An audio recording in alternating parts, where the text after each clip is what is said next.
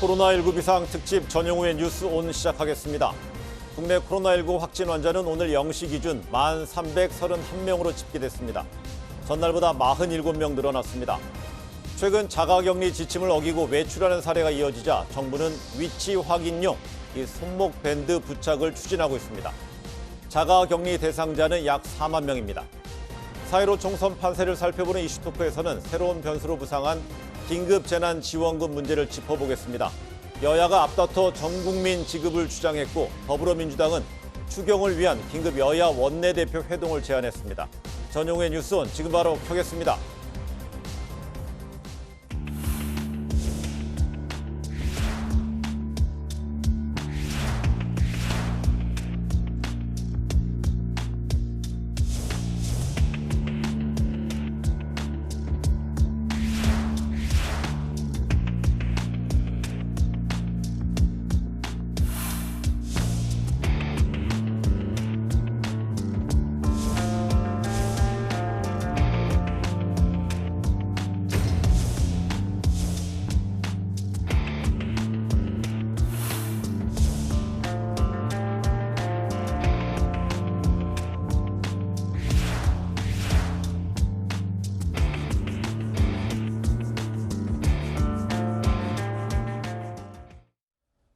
국내 코로나19 환자가 47명 더해지면서 확진자는 1,300명을 넘어섰습니다. 신규 환자 수가 줄긴 했지만은 해외 유입, 또 추가 확진이 이어지고 있어서 마음을 놓을 수 없는 상황이죠.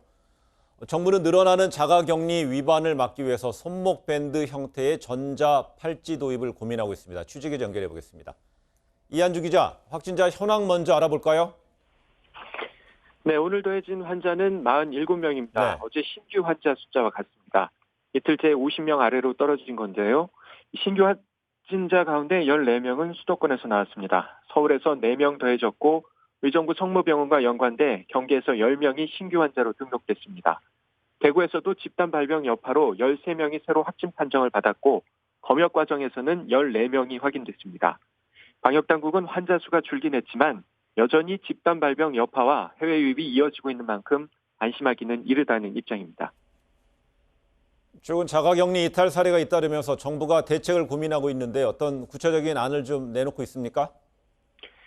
네, 현재까지 자가격리 수칙을 어겨 사법 처리 절차를 밟고 있는 사람은 75명입니다. 방역당국은 자가격리자에게 애플리케이션을 설치하도록 하고 집을 벗어나면 경고를 하고 있지만 휴대전화를 두고 외출하는 경우에는 속수무책입니다. 이런 것을 막기 위해 손목 밴드 형태의 전자팔찌 도입을 고민하고 있습니다. 손목 밴드는 블루투스를 이용해 휴대전화에서 10m 이상 떨어지면 방역당국이 확인할 수 있는 기기인데요. 현재 행정안전부 내부에 전자밴드 전담팀이 만들어져 실무적인 검토를 진행하고 있습니다. 최종 도입 여부는 관계장 간 회의를 거쳐 결정될 것으로 알려졌습니다. 네, 도입만 되면 자가격리 여부를 확실히 파악할 수 있겠지만은 이 인권 침해 논란도 나오고 있는 거 아닐까요? 네, 손목 밴드 형태의 위치 추적기는 이 성범죄자의 전자발찌를 제외하고는 처음입니다. 코로나19 확산을 막기 위해 자가격리가 필요한 조치이긴 합니다만 법률적 근거 없이 신체 자유 구속과 강제 감시라는 측면에서 인권 침해 논란이 일고 있습니다. 손목 밴드는 격리자를 잠재적 범죄자로 보는 것이나 마찬가지라는 이유입니다. 다만 정부는 도입을 해도 본인 동의를 받고 진행하는 만큼 문제가 없다는 입장입니다.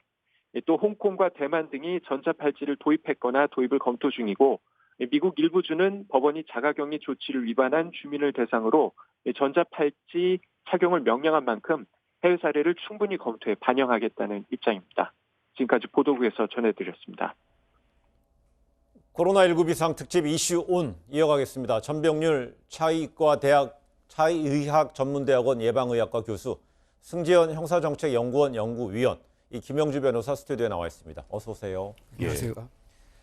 네, 서울 강남의 한 대형 유흥업소 여종업원이 확진 판정을 받았다는 소식이 전해졌습니다. 집단 감염이 우려되는 상황입니다.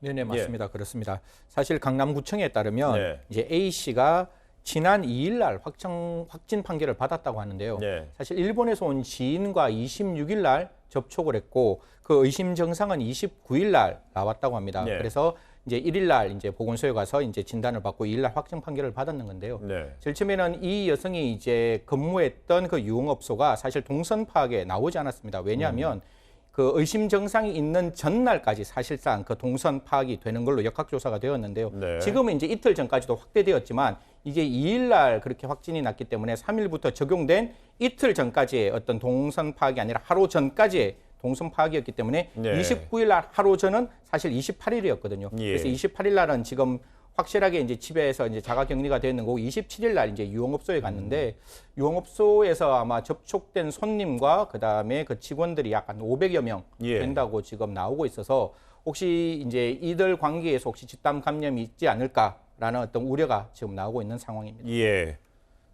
정세균 국무총리는 오늘 오전에 중앙재난안전대책본부 회의에서 클럽 등 유흥업소 관련 발언을 하기도 했습니다. 들어보시겠습니다. 강도 높은 사회적 거리 두기에도 불구하고 문을 연 일부 클럽 등 유흥업소에서는 사람들이 줄 서서 몰려들고 있습니다.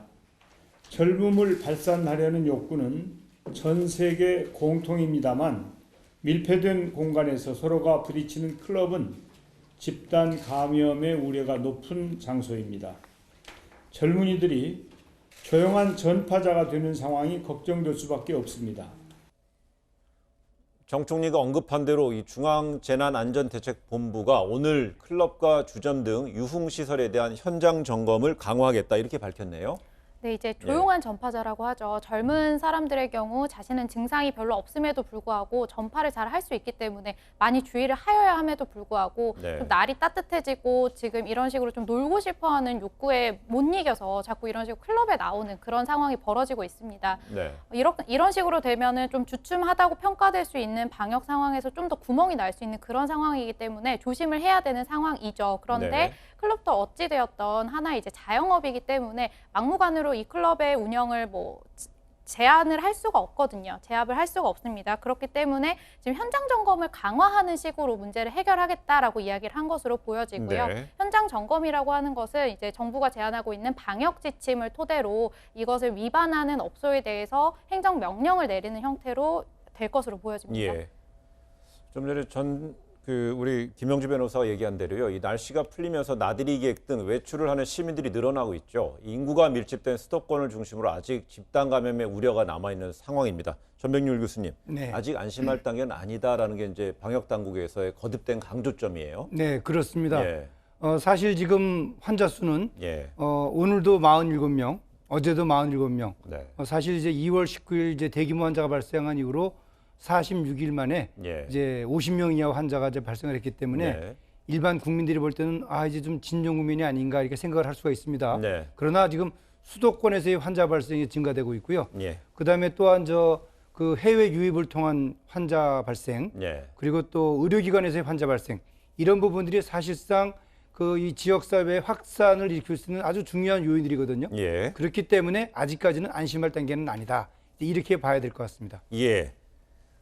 이 최근에 자가격리의 수칙을 어기고 무단 이탈하는 사례들이 잇따르면서 정부가 자가격리자에게 손목 밴드를 착용하는 방안을 유력하게 검토 중인 것으로 전해지고 있습니다.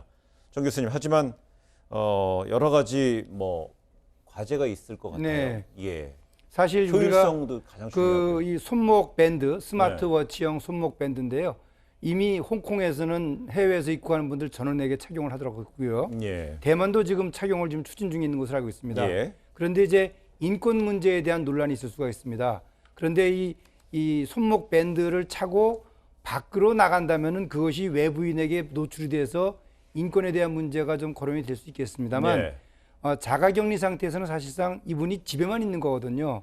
그렇기 때문에 대외적으로 이 손목 밴드를 착용한 것이 비춰질 이유는 사실 없습니다. 예. 그리고 또 현재 이 지역사회 확산에 대한 많은 국민들의 불안감이 높아져 가고 있는 상황에서 이 자가격리 대상자들이 규칙을 위반하는 그런 사례가 지금 하루 평균 6건 정도 발생하고 있어요. 네. 그런 면에서는 국민들의 이 코로나19에 대한 불안감, 또 지역사회 환자 발생을 또 이 염려하는 그런 면에서 네. 이 격리 대상자에게 손목 밴드를 착용하는 것은 현 시점에서 바람직하지 않은가 하는 생각을 가져봅니다. 예.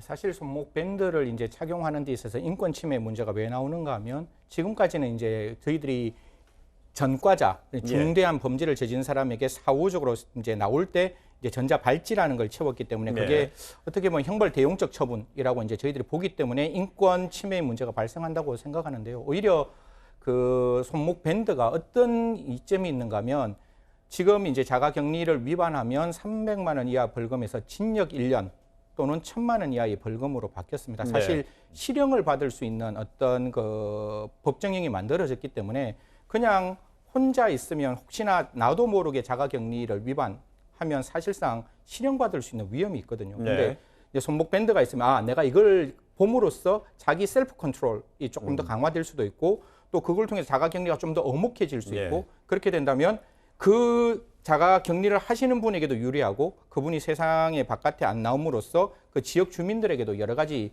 좋은 점이 있기 때문에 손목 밴드에 대해서는 굉장히 열어놓은 단계에서 저희들이 검토하는 게 필요하다고 알겠습니다. 봅니다. 네, 저희 지금 많은 시청자분, 국민 여러분, 그 백신 개발도 궁금하고요. 또 치료제는 어떻게 뭐 지금 개발되고 있는, 활용되고 있는지 궁금한데 조금 전에 국립보건연구원이요. 코로나19 백신 후보 물질 제작에 성공했다는 이제 보도가 나왔습니다. 백신 후보 물질 제작에 성공했다. 이건 어떤 단계쯤에 와 있다 이렇게 해석할 수 있습니까? 네, 말씀하신 것처럼 이제 말 그대로 후보 물질입니다. 그래서 이 바이러스 라이크 파티클 영어로는 그래서 바이러스와 유사한 물질. 실제 바이러스는 아니지만 몸 안에서 바이러스와 같은 작용을 하고 인체 내에서 바이러스가 증식이 안 되는 그러면서 또 백신 역할을 하는 그런 물질로 보시면 되겠습니다. 현재 이러한 그 바이러스 유사 물질을 통한 백신은 그 우리가 소위 말하는 인유두종 바이러스를 예방하는 백신의 제조에 이미 활용이 되고 있습니다. 따라서 이러한 기법을 개발한 것은 앞으로 백신을 개발하기 위한 하나의 원천 기술을 확보했다. 이렇게 보시면 좋을 것 같습니다. 그럼 앞으로 그럼 임상 시험 전에 비임상 시험까지 해서 거쳐야 되는 단계는 아직 갈 길은 먼 건가요? 그렇습니다. 이것은 이제 후보 물질을 발굴한 것이고 이것이 어떤 동물 실험이라든지 그런 단계에 들어갈 수 있는 상황은 아닌 것으로 그렇게 보시면 좋을 것 같습니다. 결국 이제 백신이 세계 기업들이 이제 앞다퉈 경쟁을 하고 있는 상황에서 대한민국이 백신에 있어서 자급화할 수 있는 바탕이 된다 이렇게 볼 수 있는 건가요? 그러니까 원천 기술을 이제 하나하나 만들어 나가고 있다. 또 이런 기술을 통해서 우리 정보기관과 그리고 또 민간 제약업계가 그 협심을 해서 백신을 만들 수 있는 그런 가능성을 이제 제시한다. 그렇게 봐야 될 것 같습니다. 알겠습니다. 중앙방역대책본부 브리핑 보시겠습니다. 진행하겠습니다. 그럼 먼저 부부무장 설명이 있겠습니다.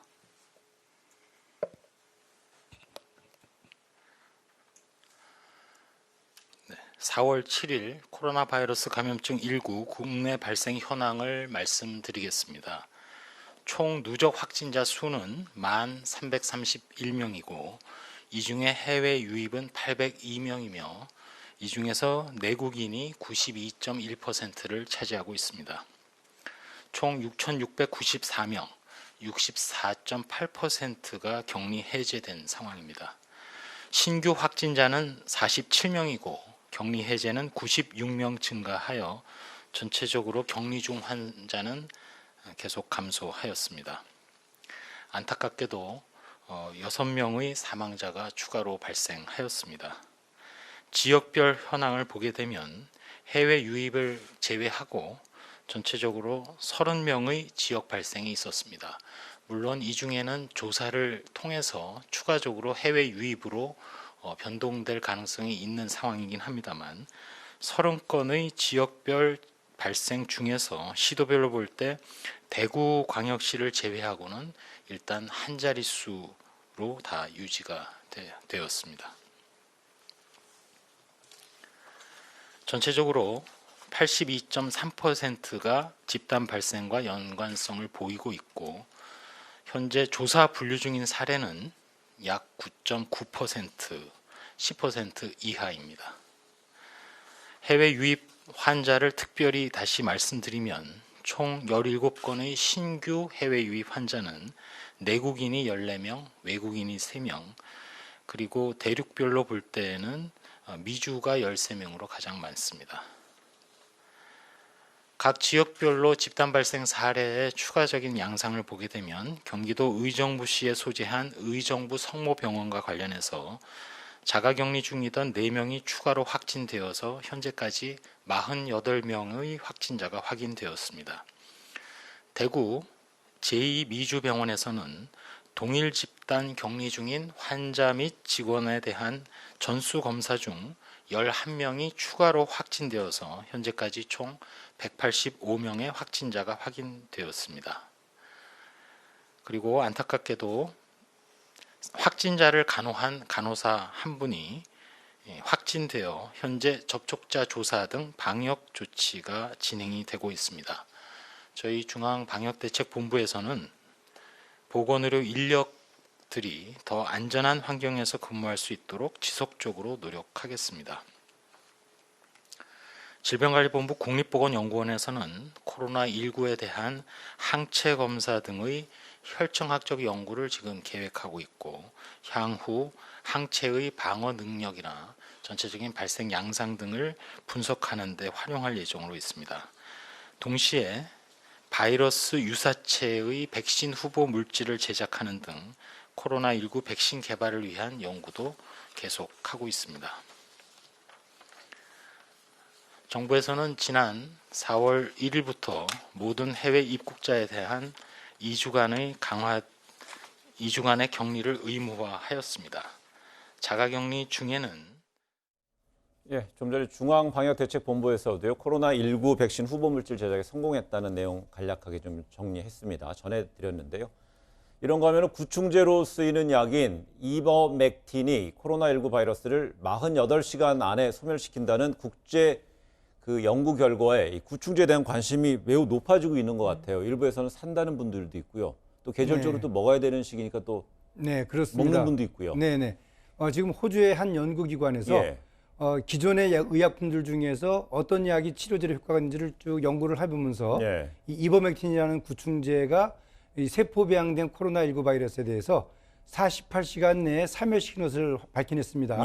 그러나 이것은 실험실상에서의 결과입니다. 현재 인체를 대상으로 한 임상 1상, 2상, 3상 전혀 지금 시도가 되지 않았습니다. 그렇기 때문에 이것이 시판되고 있는 약이라고 해서 일반 소비자들이 이 약을 구입을 해서 코로나19 치료제로 복용을 한 것은 절대로 금물입니다. 왜냐하면 약에 대해서는 용법과 용량이 있습니다.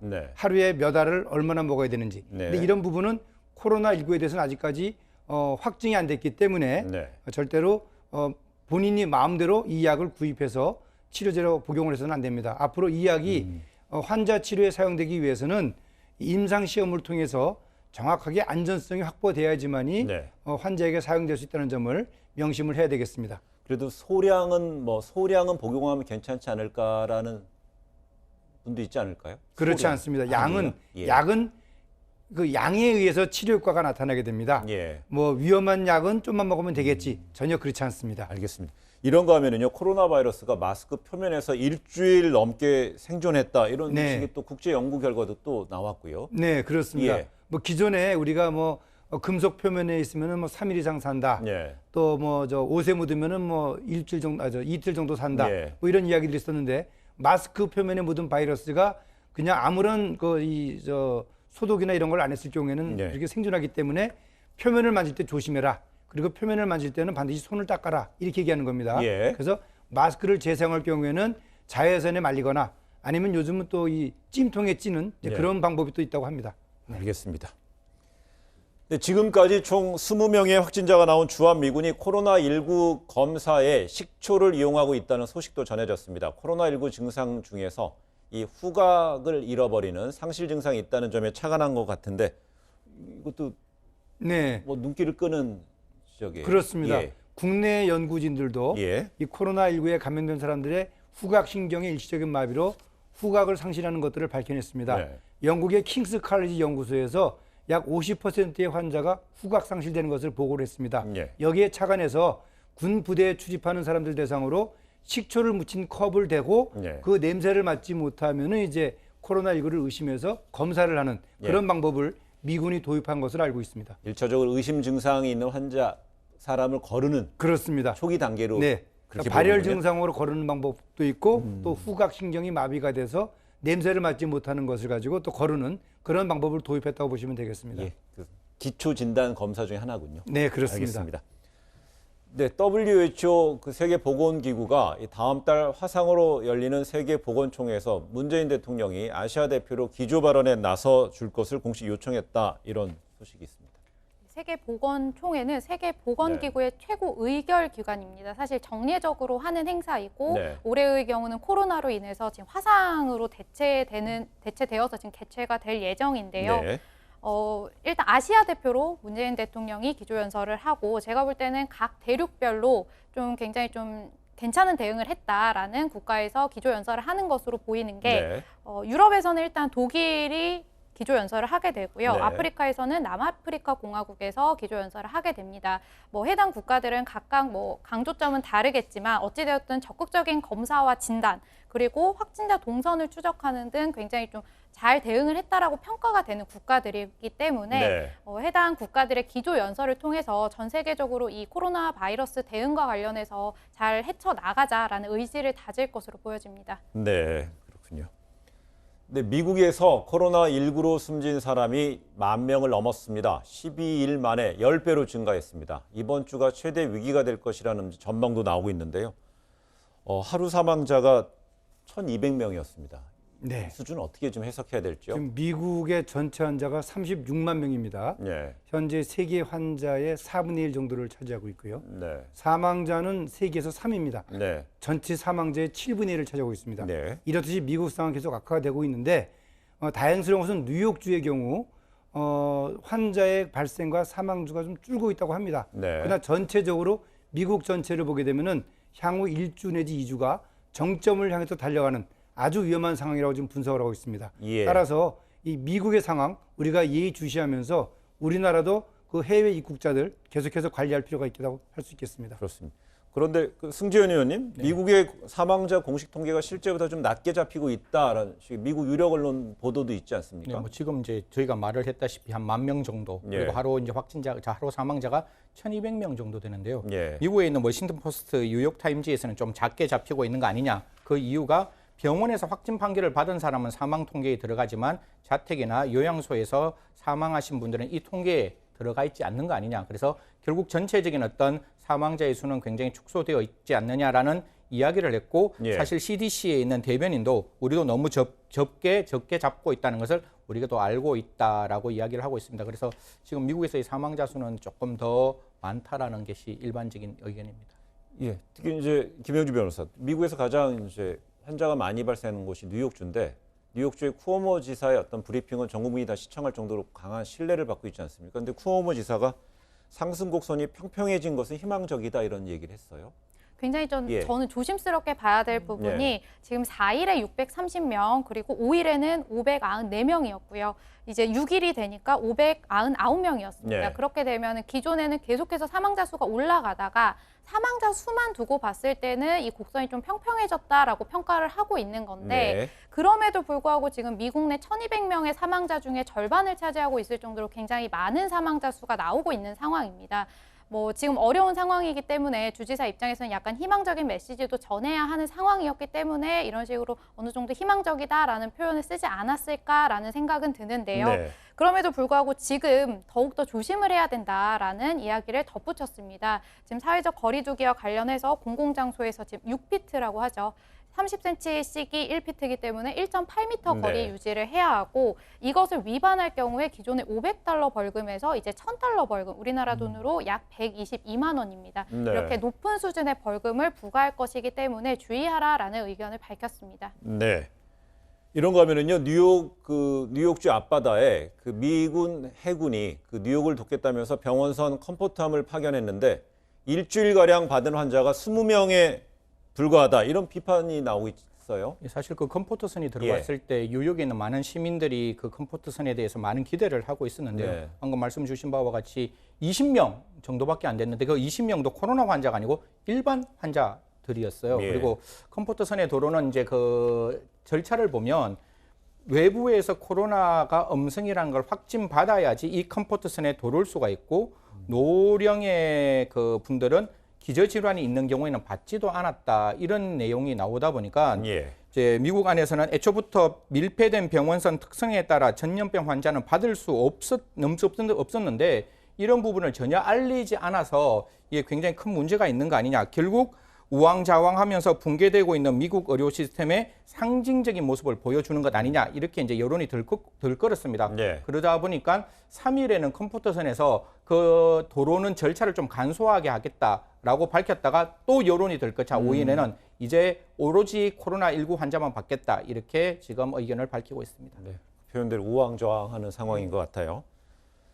또한 이제 트럼프 대통령은 이 코로나19를 치료하는데 구체적인 근거가 좀 제시하지 않고 말라리아 치료제를 사용하겠다 재차 권해서 일각에서 비판이 제기되고 있는데 특히 뭐 트럼프 대통령은 이걸 그 해당 치료제를 사용해도 잃을 게 뭐가 있냐 이러지만은 네. 보건당국에서는 목숨을 잃을 수도 있다 이렇게 좀 반박하고 있는 것 같아요. 네. 예. 지금 이 하이드록시클로로킨이라는 말라리아 치료제입니다. 예.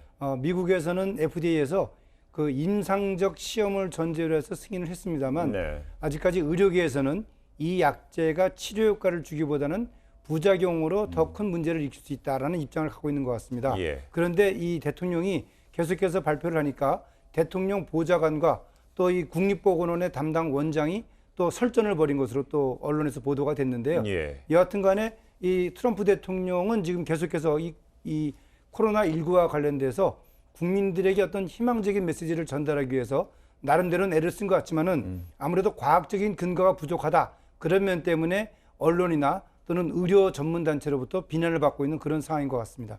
예. 이런 상황에서는 백신에 대한 이야기, 치료제에 대한 이야기도 신뢰감 있게 하고 구체적인 과학적 근거를 갖고 제시해야겠죠. 네, 그렇습니다. 예. 네. 네, 코로나19 확진 판정을 받은 이 보리스 존슨 이 영국 총리는 이 집중 치료 병상, 즉 중환자실로 옮겨졌다고 합니다. 앞서서 열흘 정도 총리 관저에서 뭐 격리하면서 집무를 했었는데 결국 중환자실로 옮겨졌어요. 네, 확진 판정을 받고도 예. 열심히 업무를 하다가 지금 이렇게 집중 치료 병상으로 옮겨졌다라고 해서 문제가 있는 것이 아니냐, 좀 예. 위중한 상황이 아니냐라는 뭐 걱정이 있었습니다. 그런데 대변인실의 이야기로는 그런 상황은 아니고 현재 의식은 있는 상태고 어찌되었던 산소호흡기에 도움이 필요한 상황이 있을 수 있기 때문에 그런 상황에 대처하기 위해서 일단 집중치료 병상으로 옮겼다라고 이야기를 한 것으로 알려졌습니다. 그렇습니다. 이런 가운데 트럼프는 집중 치료 중인 영국 총리에게 내 친구 존슨 뭐 행운을 빌어 뭐 이렇게 빕니다 이런 얘기까지는 했다고 합니다.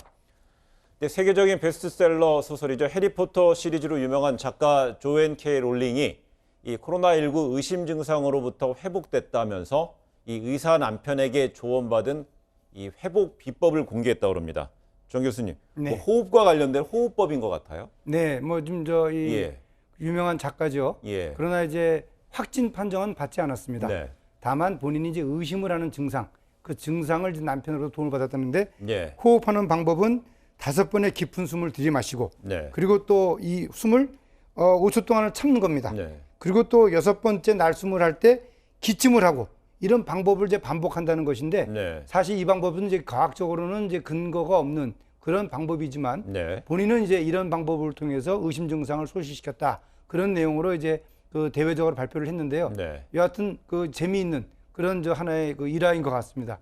근거는 없는 그런 내용이라고 보시면 되겠습니다. 그렇지만 만약에 이런 어떤 호흡 깊게 숨을 들이쉬고요. 또 뱉고 네. 이런 과정을 한다면 뭐 복식 단전호흡도 연관이 되고 있기 때문에 네. 그런 부분에서 의학적으로 좀 한번 살펴볼 필요도 있을 것 같다는 생각이 드는데요. 네, 그 또 초창기에 네. 그 대만의 또 무슨 이런 호흡요법을 또 이 얘기하면서 예. 우리 카톡에서 돌아다닌 것이 있었는데요. 우리 의학단체에서도 이런 부분들은 다 근거가 없는 것으로 이렇게 발표를 한 바 있습니다. 네. 사실 감염을 고치는 방법은 거기에 맞는 약물을 통해서 이제 치료가 되는 것인데 이 호흡요법만 가지고는 어떻게 보면 증상을 이렇게 완화시키거나 또는 이 바이러스를 퇴치하는 데는 크게 영향을 주지 않는 것 아닌가 이렇게 생각을 하고 있습니다. 알겠습니다. 네. 그 일본에서는요, 아베 일본 총리가 코로나19의 급격한 확산세를 막기 위해서 도쿄 등 7개 지역에 긴급 사태를 선언하기로 했습니다. 오늘 공식 선언됐는데 한 달 동안 유지될 전망이라고 그러죠? 네, 맞습니다. 네. 이제 도쿄, 그다음에 오사카, 지바, 그다음에 후쿠오카 등 네. 7개 광역 지방자치단체의 긴급 사태를 선언했는데요. 이 긴급 사태라는 의미가 뭐 도시를 봉쇄한다는 의미는 아니다. 이렇게 이제 총리는 밝혔고, 다만 네. 이 중에 있어서의 밀접, 밀실, 그다음에 뭐 그 밀접 접촉 이런 것들은 조금 지양해야 되는 부분이다. 이렇게 이야기를 했습니다. 네, 오늘 오후 7시 아베 총리가 기자회견을 갖고 오늘 자정, 그러니까 내일 0시부터 이 적용한다는 이제 방침이라는 거죠. 네, 이런 가운데 다만 이 긴급 사태를 선언한다 하더라도 미국과 유럽 같은 도시 봉쇄는 하지 않을 것이다 이런 얘기를 했다고 합니다. 이 때문에 경제와 코로나19를 동시에 잡기 위한 조치가 아니냐 이런 해석도 좀 나오고 있는 것 같습니다. 지금 일본의 경우 초기에 좀 대응을 예. 잘 하지 못한 부분으로 전 세계적인 비난을 받은 사례가 있습니다, 지금. 네.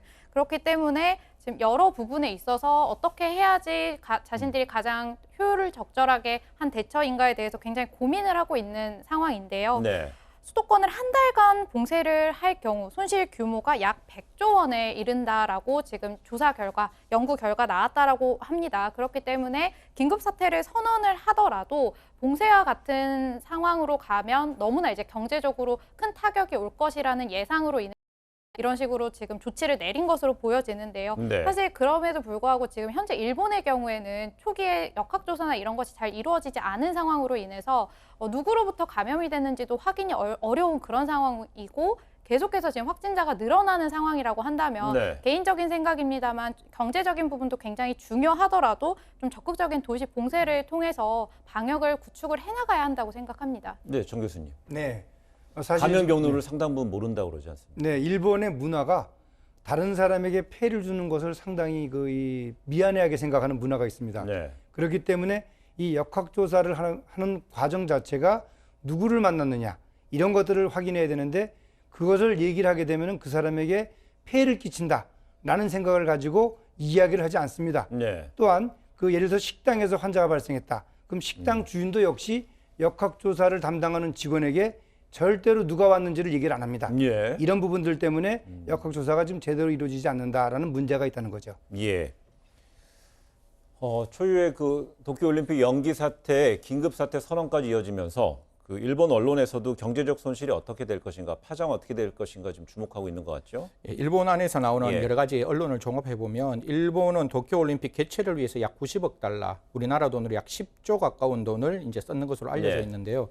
사실 지금 1년이 연기되었기 때문에 1년 동안 시설을 유지하고 대회를 다시 준비하기 위해서는 약 250억 달러, 이제 우리나라 돈으로 약 30조, 29조 8,250억 정도가 더 든다 이렇게 예. 나오고 있는데요.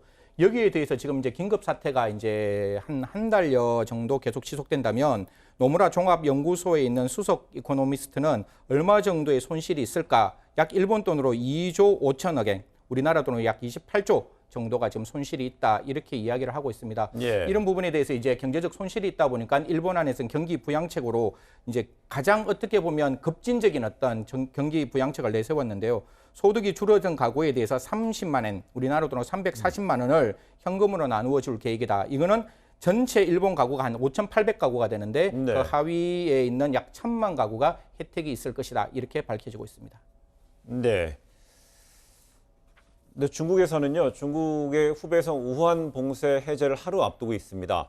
근데 중국은 신규 확진자 수가 크게 줄어들었다고 공식 발표하고 있죠. 그렇지만 이 공포감은 여전한지 곳곳에서 폭력 양상도 좀 이어지고 있다는 것 같습니다. 네, 봉쇄 해제를 네. 하기 때문에 어찌되었던 상징적으로는 조금 안전하지 않나라는 사람들이 있는 반면 네. 아직도 이런 안전하지 않다라는 생각으로 좀 강하게 이렇게 방역적인 부분을 지켜야 된다라는 생각들이 곳곳에서 지금 충돌을 하고 있는 그런 상황입니다. 예. 특히나 이제 사례를 설명을 해드리면 중국의 굉장히 유명한 산이라고 하죠. 황산이라는 곳에 우리나라도 지금 벚꽃으로 인해서 사람들이 많이 나오고 있는 상황이지 네. 않습니까? 중국에서도 여기서 정말 사람들이 줄이 너무 길어서 입장을 하지 못할 정도로 많은 사람들이 모여 있다라고 하고요. 마스크를 쓰지 않은 사람도 굉장히 많다라고 합니다. 그리고 뿐만 아니라 이제 고속철 안에서도 어떤 사람이 마스크를 벗고 음식을 먹으니까 이 지금 우리를 집단으로 위험하게 하는 것이 아니냐라고 해서 갈등이 빚어진 사례도 있었다라고 하고요. 예. 그리고 베이징 같은 경우에는 한 주택가에서 한 여성이 지금 마스크를 쓰지 않고 조깅을 하러 나오니까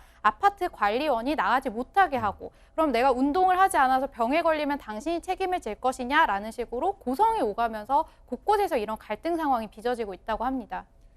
예. 전병률 교수님, 네. 대한민국도 지금 2주간의 고강도 사회적 격리 기간을 연장했지만은요, 어느 네. 정도 시점이 지나게 되면 마스크도 벗고 또 이런 상황이 이어질 것 같아서 이 중국에서 일어난 상황에 대해서 우리가 좀 예의주시하고 있고 우리가 여기서 교훈도 좀 얻어야 되는 것 같습니다. 네, 사실 중국은 그동안에 이 대규모 환자 발생 예. 그리고 또 완벽한 봉쇄 이런 것들을 통해서 어느 정도 환자를 통제했다라고 네. 지금 얘기를 하고 있습니다.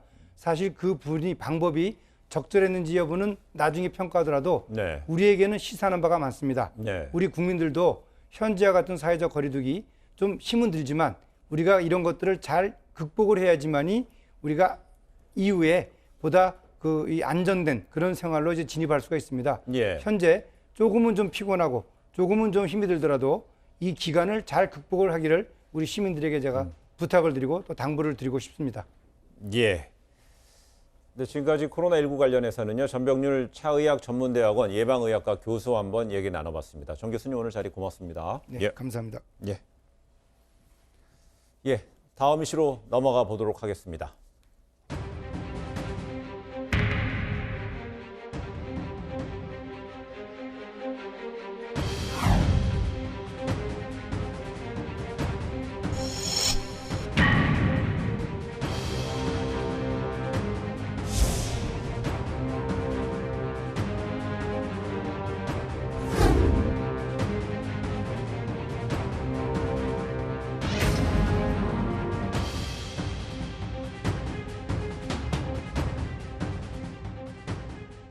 네, 이어서 N번방 사건 짚어보겠습니다. 텔레그램 N번방이 아닌 또 다른 인터넷 채팅 메신저에서도 이 아동 청소년 성착취물 유포한 남성 10명이 무더기로 경찰에 붙잡혔습니다. 그런데 대부분 미성년자다 이렇게 얘기가 나옵니다.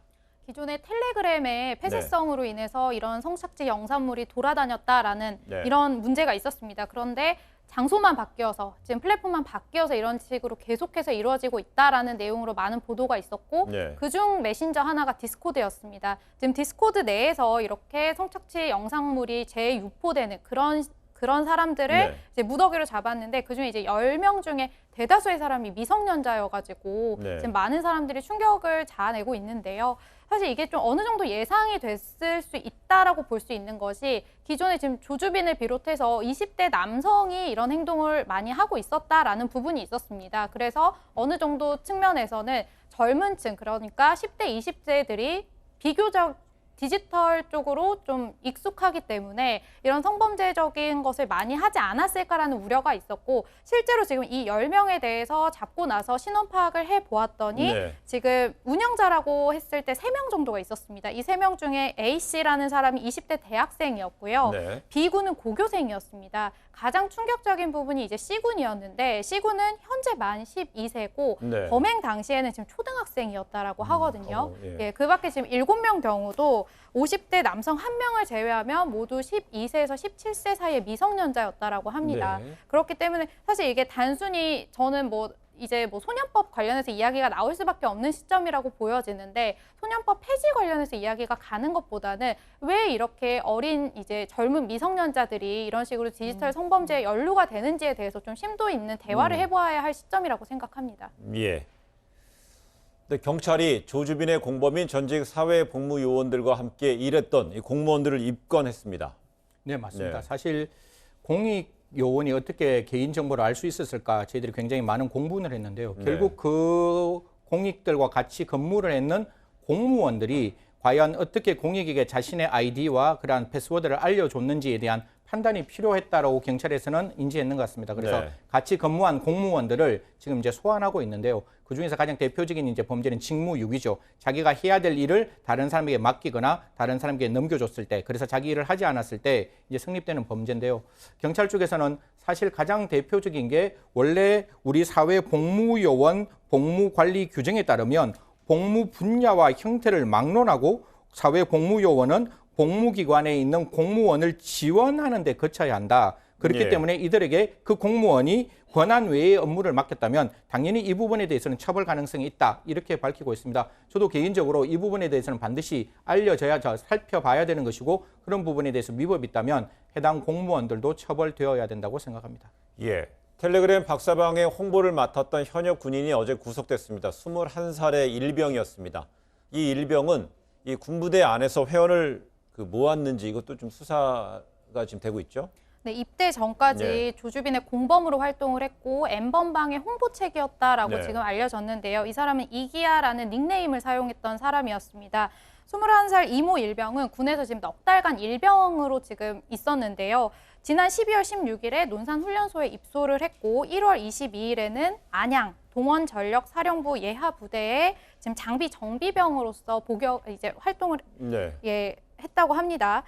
안에서 지금 군 관계자의 취재진의 인터뷰 내용에 따르면 이 사람이 군인 할인이라는 것을 내세워서 네. 군 가입자를 끌어들였을 가능성이 있다라고 지금 인터뷰를 했다라고 하면 이게 전혀 없는 상황에서 이런 인터뷰가 나왔을 것 같지는 않고요. 어느 정도 일정 부분 이런 식의 활동이 있었다라고 보여지는 만큼 좀 확실한 수사를 통해서 군대 내부에 어느 정도의 사람들이 이렇게 N번방 안에 들어가 있었는지를 좀 수사를 통해 밝혀내야 하는 부분이라고 생각합니다. 네, 그렇군요. 조주빈이 사회복무요원 강모 씨의 의뢰로 30대 여성의 딸을 살해하려 한 혐의에 대해서 경찰은 이 문제는 또 사기로 판단을 했죠. 제일 처음에 이제 조주빈하고 이제 조사를 진행하는 과정 속에서 조주빈은 그 강 씨로부터 400만 원을 편취할 의사만 있었고 실질적으로 이런 살인에 가담할 의사는 없었다. 이래서 이 부분에 대해서는 무혐의, 그러니까 불송치를 했는데요. 그럼에도 불구하고 검찰 단계에서는 과연 정말로 의사가 없었는지를 한 번 정도 찾아봐야 되는 대목은 있다라고 생각을 합니다. 또한 이 강 씨 같은 경우에는 지금 이제 특정 범죄 가중 처벌에 관한 법률, 즉 보복 협박죄로 지금 재판을 받고 있는데요. 네. 이 재판을 받고 있는 중에 지금 검찰은 이 강 씨에 대해서 그러면 살인 예비나 살인 업무에 대해서 추가 기소가 가능한지 두 가지를 열어놓고 지금 조사를 하고 있다고 하니까요. 조주빈의 주장에 따라서 단순한 사기였는지 아니면 그 뒤에 숨어 있는 의도가 있었는지는 계속해서 찾아봐야 된다고 생각합니다. 네. N번방의 최초 개설자로 지목된 닉네임 갓갓에 대한 수사 지금 속도를 내고 있는 것 같습니다.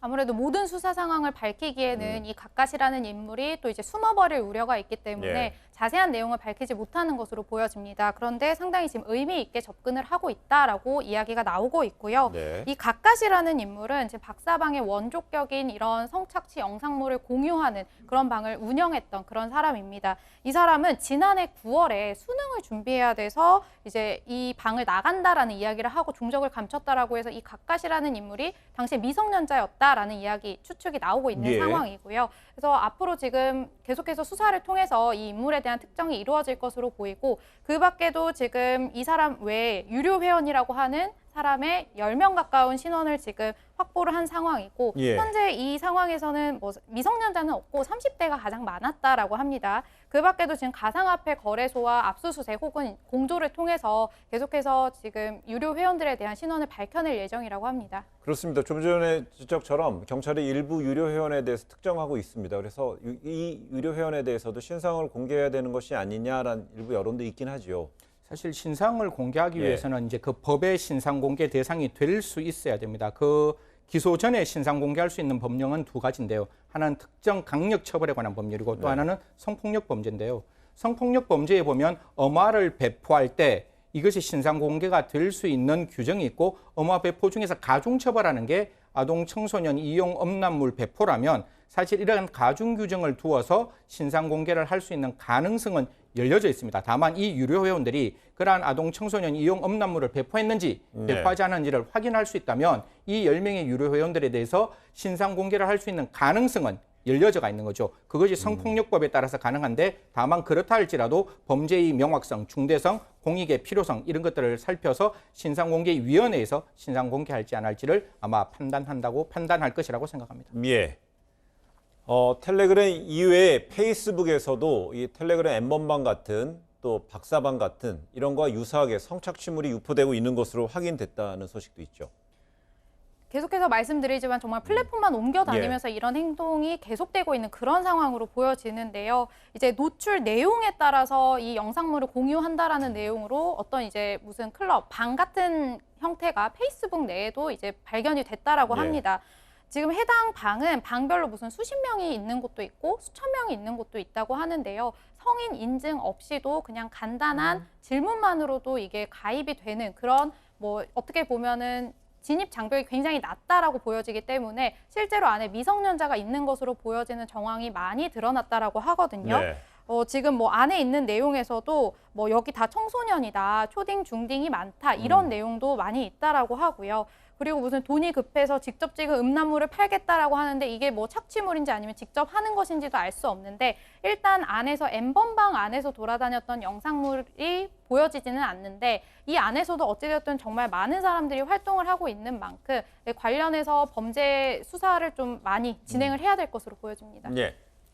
근데 경찰이 조주빈과 관련된 수사에서 가장 주력하고 있는 것은 범죄단체 조직죄 적용 여부입니다. 그런데 조주빈의 변호사가 범죄단체 조직죄를 부인한 주장을 계속 이어가고 있는 것 같습니다. 사실 뭐 변호인 측에서는 당연히 그렇게 주장을 해야 되는 거겠죠.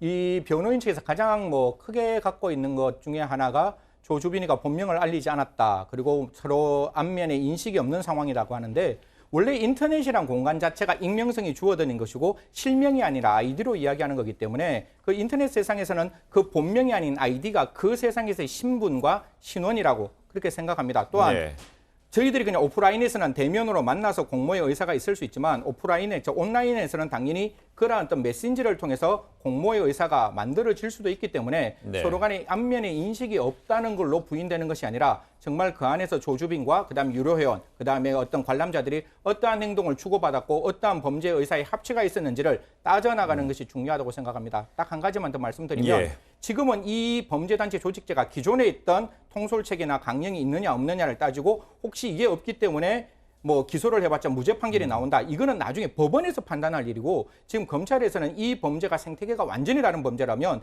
이 범죄를 어떻게 기소할 건가에 대한 고민을 해야 되는 것이지 그 검찰 단계에서 이미 무죄 판결을 나올 것을 걱정해서 기소를 안 하는 그런 것은 조금 지양되어야 한다는 부분이기 때문에 지금은 최대한 이 범죄에 어떠한 죄명을 적용하는 것이 합리적인가를 법리 검토할 때라고 생각합니다. 네, 지금 현재 경찰은 수사를 하고 있고요. 또 영장을 신청하게 되면 검찰이 판단해서 청구할 테니까요. 그건 이제 검찰 단계에서 판단할 문제 같습니다. 예. 네, 텔레그램 N번방 사건으로 관계기관은 디지털 성범죄 지원에 애쓰고 있습니다만은 기존 매뉴얼이 신종 디지털 범죄 유형을 반영하지 못해서 피해자들이 피해를 또 심화하고 있다, 깊어지고 있다 이런 얘기도 있습니다. 이 사람들의 범죄 수법은 나날이 지금 발전을 해가고 있는 반면 지금 지원센터 같은 곳에서는 빨리 따라잡지 못하는 그런 상황이 벌어지고 있는데요. 이게 일반적으로 생각했을 때 뭐 강간이나 이런 것이 아니라 성착취 그리고 나아가서는 굉장히 교묘합니다. 일반 사람의 얼굴에 외부 이제 모델이나 그런 몸 같은 것을 합성을 해서 올리는 식으로 성적 수치심을 주는 식으로 지금 계속해서 범죄를 저지르고 있는 그런 상황도 벌어짐에도 불구하고 이 과정에서 지금 은어나 이런 것들이 많이 나오고 있어요. 그런데 매뉴얼 상에는 이게 다 반영이 되어 있지 않기 때문에 이 지원을 하고 있는 사람 입장에서는 매뉴얼에 벗어난 상황은 좀 대응이 불가한 그런 상황으로 벌어지고 있는 것이죠. 그것뿐만 아니라 지금 피해자들에 대해서 지원이 조금 계속 안 되고 있다라고 보여지는 부분, 좀 미흡하다라고 평가가 되는 부분은 어떤 부분이냐면 사실 유포라는 것은 인터넷이 뭐 시간이 되면 끝나고 이런 것이 아니잖아요. 그렇기 때문에 유포는 계속해서 이루어지고 있습니다.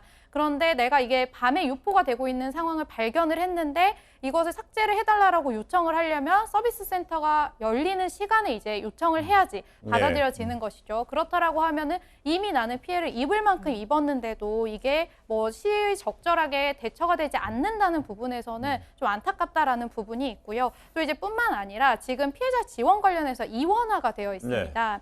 단순히 삭제를 원하는 쪽은 디지털 성범죄 피해자 지원센터로 가고 있고 이에 나아가서 처벌까지 원한다라고 하면 이제 수사기관으로 가는 상황인데 대부분의 피해자들이 처벌까지 그러니까 수사기관까지 가지 않고 단순히 삭제만 원하는 쪽으로 가고 있다고 하거든요. 그 이유는 이게 내가 수사기관에 가게 되면 다시 한번 진술을 해야 되고 그 과정에서 발생할 수 있는 제2차 피해 이것이 지금 계속해서 이야기가 나오고 있는 상황입니다. 알겠습니다. 네. 여기까지 이야기 듣도록 하겠습니다. 두 분 오늘 말씀 고맙습니다.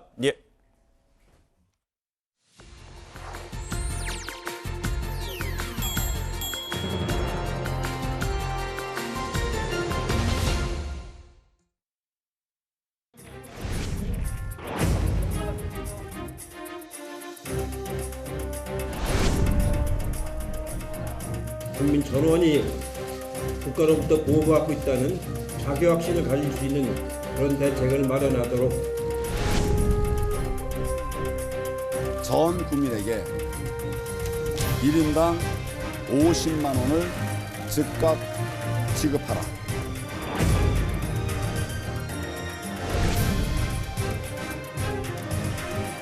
도시가 왜 이렇게 초라할까 그런 생각을 좀 많이 했습니다. 30대 초반에서 40대는 논리가 아닙니다. 저는 가능한 정성이 그냥 구조가 쉽다.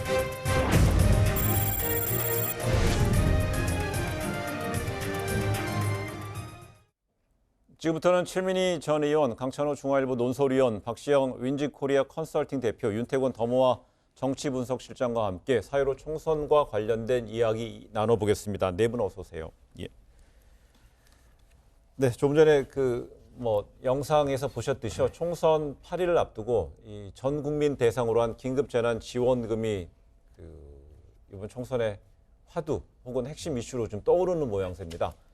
지난 5일이죠. 황교안 미래통합당 대표가 이 전 국민 1인당 50만 원의 긴급재난지원금을 제안했는데 바로 뒷날 더불어민주당에서 긴급재난지원금 대상을 전 국민으로 하자, 확대하자 이런 식으로 이제 서로 받았어요. 민주당 입장에선 불감청이면 고소원이죠. 네. 이게 기재부 등이 반대해서 그렇게 하고 싶었는데 70%로 조정한 거 아닙니까? 네. 그리고 저는 그 70%로 조정하는 과정에서 시간도 많이 걸리고 행정력도 낭비되고 국민들 간의 위화감도 조성될 것 같아서 황교안 대표 제안도 좋았고 이해찬 대표가 얼른 받은 것도 잘했다고 생각합니다. 지금 청와대 입장이 나왔죠. 네. 가능성을 열어두고 여야 간에 심도 깊은 논의를 해보겠다. 이런 입장을 내세웠는데 내심 바랬을 것 같아요. 야당이 그런 입장을 내오기를. 왜냐하면 그래야 순탄하게 이게 처리가 될 수 있으니까. 그런 생각이 들었어요. 결국 그건 뭡니까? 그 하위 70% 했을 때 70%의 경계에서 경계에서 많은 피해를 보는 분 나름의 못 받았지. 특히 이제 젊은 층들 1, 2인 가구들이 굉장히 낮게 책정이 될 수밖에 없습니다. 1인 가구 중에 어르신들도 많고요. 실직자들도 많기 때문에 그러니까 이제 청년층 같은 경우 20, 30대 직장인들은 굉장히 이제 해당이 안 되는 분들이 많고요. 도시 특히 수도권에 사는 사람들. 받더라도 100만 딱 자기 하나만 받는 거고 다른 분들은 4인까지 400만 원까지도 받을 수 있고. 이게 지급 시기도 너무 늦춰지기 때문에 속도전을 발휘하려면 전 국민한테 주는 게 훨씬 빠르거든요. 지금 당장 유승민 전 대표, 유승민 의원이라든지 또 홍준표 대구에서 총선 준비 중인 홍준표 전 대표 매표행위다, 악성, 포퓰리즘 이런 얘기가 나오네요. 그러니까 이 자체에 대해서는 사실 논쟁이 있을 수는 있죠. 이건 옳고 그름의 문제가 아니라 항상 보편복지냐 선별복지냐 이 부분이 있는데 앞에 이제 여러분들 말씀해 주신 것처럼 지금 정치권에서는 공감대가 형성되고 있는 거 그것은 그 국민들의 여론이 특히 이제 그 경계선에 있는 쪽의 여론들이 아주 안 좋아질 수 있는 문제 그리고 이게 이제 워낙에 시급하다 이런 쪽으로 붙어져 있는데 홍준표 전 대표나 유승민 의원은 보수 진영입니다만은 약간 그 입장이 다르다고나 할까 그런 게 있는 것 같아요.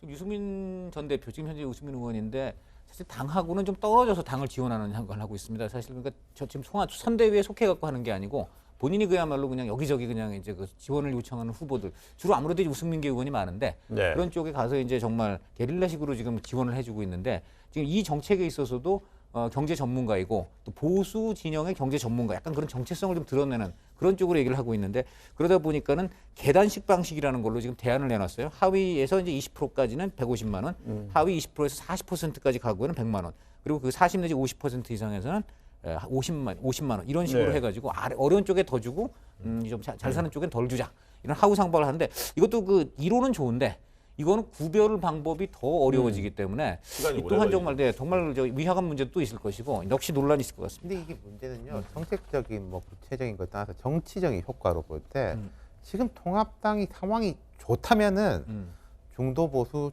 보수가 이렇게 좀 아우를 수 있는 이쪽은 이쪽이 담당하고 이쪽은 이쪽이 담당할 수 있는 그런 이제 분위기가 될 수도 있을 텐데 지금 통합당의 분위기가 그리 좋지 않기 때문에 까딱하면 이게 내분 프레임에 걸릴 수가 있죠. 실제로 내분입니다. 그 정책이 생각이 다를 수 있습니다. 근데 지금 미래통합당에서는 황교안 대표가 5일날 말했고 이해찬 민주당 대표가 6일날 거기에 대해서 이제 또 화답인가요? 아니면 또 반응을 했기 때문에 먼저 국민들한테 유권자들한테 우리가 먼저 이 부분을 이슈화했습니다라고 뭐 강조할 수 있는 거 아닌가요? 그렇습니다. 저는 황교안 대표 잘했다고 보고요. 그 공은 있다고 봅니다. 그리고 지금 이인영 원내대표가 바로 받아서 원내 그 단체 교수단체끼리 협의를 바로 하자 이렇게 좀 역제안을 했거든요. 그래서 좀 빨리 이루어졌으면 좋겠어요. 이게 국민들이 볼 때는 선거와 무관하게 이 부분이 너무나 중요하니까 시급하게 처리하는 게 그렇게 되면 이렇게 되는 건가요? 만약에 이번에 그 긴급재난지원금 1차로는 만약에 혹시나 뭐 전 국민한테 이제 대상이 된다면은 그러면 2차부터는 혹은 뭐 이게 왜냐하면 코로나19 사태 언제까지 이어질지 모르잖아요. 그럼 2차, 3차 때부터는 뭐 차등적으로 보편적 복지가 아닌 선별적으로 갈 수 있는 그때부터는 이제 꼼꼼하게 시간이 있으면 논란할 시간이 있습니다. 지금 가장 중요한 건 논쟁을 벌이고 정치권이 시간을 낭비할 시간이 없는 거예요. 그래서 빨리 합의가 되는 거고. 그러니까 이건 미래통합당 내에 이견이 있을 수 있죠. 이견이 없으면 이상한 거죠. 왜냐하면 미래통합당은 선별복지인데 지금 황교안 대표가 주장하는 건 보편복지거든요. 이런 거 따질 시간이 없기 때문에 저는 이유를 얘기하는 것도 마땅치 않은 것 같아요. 지금 이유는? 대구에 김부겸 전 장관이 행안부 장관을 해보지 않았습니까? 그런 얘기를 했습니다. 이게 이렇게 구간을 나누다 보면 한두 달 걸린다. 자기 해봤더니. 그런데 바로 집행을 온 국민 하면 보름이면 끝난다. 그렇죠. 그 얘기를 하는 거고. 통합당 입장에서 한 가지 이제 포인트가 김종인 선대위원장이 이 당에 지금 입성하면서 그 얘기를 바로 했거든요. 이 코로나 때문에 예산에서 나중에 불용 처리될 것들이 분명히 생긴다. 그것을 지금 긴급재난 지원으로 돌리면 된다고 했기 때문에 황교안 대표가 어떻게 보면 그거하고 이제 연결이 되는 얘기예요. 그렇기 때문에 이제 보수가 포퓰리즘에 한다는 것도 이런 식으로 효율적 예산 운영이라는 점에서 아마 좀 거기에 대한 대응, 해명이 될 수 있을 것 같습니다. 이 사안은 이제 오래 갈 것이 예컨대 미국 같으면 전 국민한테 돈을 줬습니다. 똑같이 줬죠. 아주 상위 1% 정도를 제외하고 99%한테 줬으니까 다에게 준 거와 마찬가지인데 독일 같은 경우 1차 지급이 어떻게 됐냐면은 이걸 보편이라고 해야 될지 선별이라고 해야 될지 잘 모르겠지만은 자영업, 소상공인, 뭐 5인 이하 기업한테는 묻지도 따지지도 않고 다 줬습니다. 일반 개인으로 준 게 아니라요. 우리도 아마 2차, 3차가 되면은 그런 식을 좀 벤치마킹 할 수 있을 것 같습니다. 그렇습니다. 이 부분에서 선거에 어떻게 유불리로 어떻게 작동할지에 대해서 저희가 얘기를 한다면 지금 한계 상황에 직면해 있는 소상공인 그중에 이제 자영업자분들이 보면 좀 답답해할 수도 있어서 이 이야기는 여기까지 좀 정리하고요. 근데 총선에서 이 또 다른 변수로 좀 주목되는 게 막말 논란이 될 것 같습니다. 어제 더불어민주당 이해찬 대표 부산 방문에서 한 발언이 또 있었고요. 또 뭐 미래통합당에서도 있었고. 최민희 전 의원 들으셨죠? 근데 일단 이해찬 대표의 말이 적절하지 못했다지 막말입니까? 그러니까 너무 이게 프레임을 맞추다 보니 그 정도를 생각하지 않고 이렇게 좀 균형을 맞추는 감이 있습니다.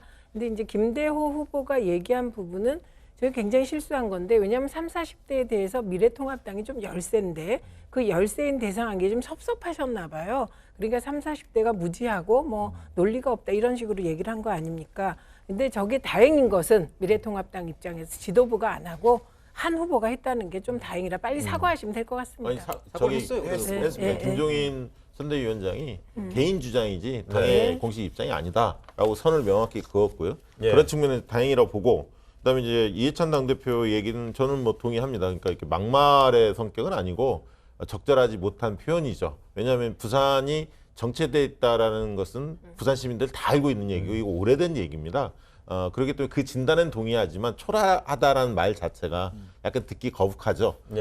그래서 이제 문화도시, 관광도시로서 해외 굉장히 부산이 이름을 날리고는 있지만 실속은 사실 없거든요.